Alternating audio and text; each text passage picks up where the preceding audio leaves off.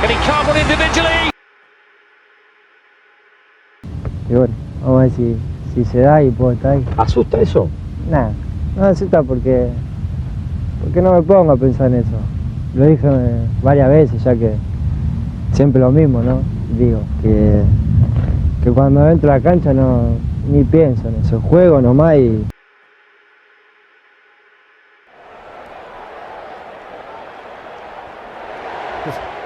It's not like Brazil to give you the opportunity when they've got an extra man.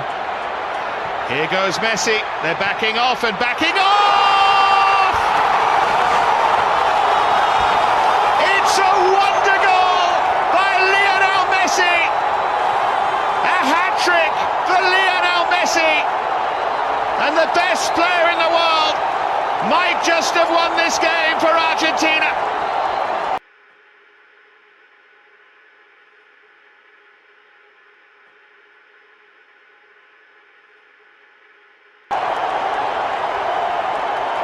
Well, this is absolutely fantastic. What a strike this is. I don't care about the goalkeeper, who he is in there. He's not going to stop that. But what a strike. And the goalkeeper was left grasping thin air. Against Atletico next. Thiago. Messi. Oh. Messi! Are you kidding me? Come on! This man is absolutely mainline to pure footballing magic that belong in a different galaxy altogether.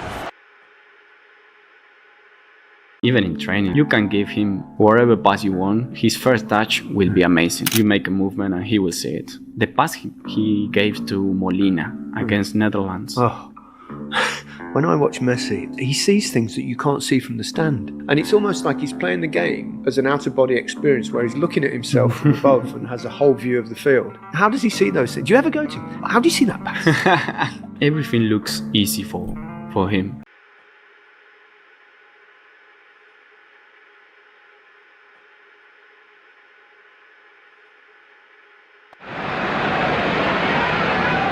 Messi.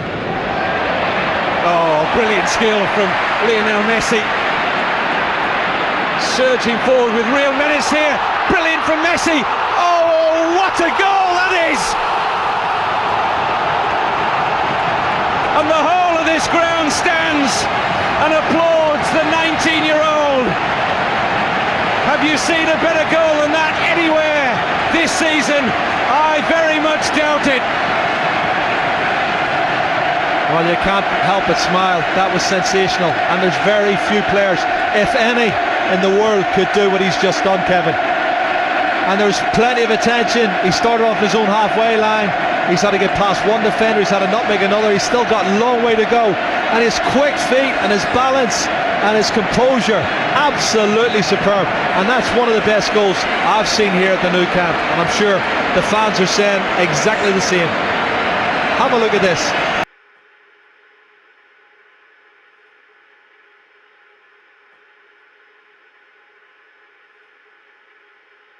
And his quick feet and his balance and his composure.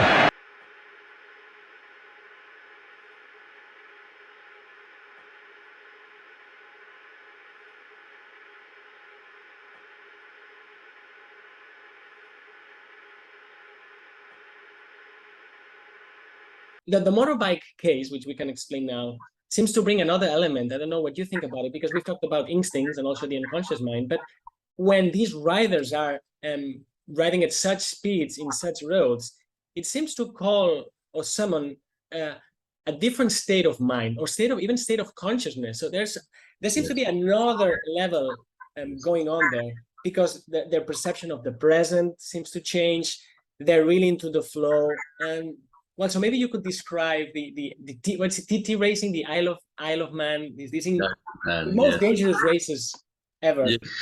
This is quite probably the most dangerous sporting event in the world. People are regularly killed, and it's been going for about 100 years. And it takes place on the Isle of Man on a 62-mile circuit, which is just the ordinary roads of the island. It's not a special circuit for racing. And because of that, when motorbikes are racing, the ordinary traffic is forbidden from the roads during the time that that's happening. But those roads may have potholes, they may have drain covers, they may have patch repairs that are uneven, and they have many steep bends and so on. So it also goes over a height. So this is a very testing thing to do. And people race singly, but serially. So each racer races their own time. So their time is how long they take to do the circuit. And of course, what they're all hoping to do is to have broken a record, but that's very, very difficult now. Anyway, one of the people who looks after one of the physicians who looks after the health of the TT racers wrote to me again, like Franck Murier, and said, I have some observations about these races. And I thought it was absolutely fascinating. One of the things he said, which illustrates the point, is that these racers reach speeds of up to 200 miles an hour on these roads, which is just extraordinary. And he said there was a place at the grandstand, which is at the top of a hill, Bray Hill, and that's where people stand to watch the motorbike pass. And when they're passing the grandstand, they're doing 175 miles an hour. And they're going down a hill, and at the bottom of the hill, there's a fairly steep bend before they and they have to judge that right in order to be able to get round the bend and on their way to a place about half a mile away called Quarterbridge. And he said to them, if you're even an inch out as you pass the grandstand at that speed, you won't be able to get yourself around this thing. And he said, how is it you think about this and get it right? And he said, we don't think about it at all. We're not even there. When we pass the grandstand, we're already at Quarterbridge. Yeah. So in a way, they're taken out of that moment, but they're very present in the stream, in the flow of things. Yes. And another thing that he noticed was that observers see that as the rider passes, their eyes seem somehow rather unfocused, as though they're staring somewhere far off, but they have intense perceptual awareness. All their senses are hyper alert, so that, for example, one rider describes being aware of somebody who was only in their peripheral field of vision in a field, lighting up a cigarette. They could smell the smoke inside the helmet as they passed at nearly 200 miles an hour. So these are amazingly present and real consciousnesses that are on these motorbikes. And they need to preserve that and not fall into the spell of the left hemisphere's way of thinking, because if they do, they'll have a serious accident.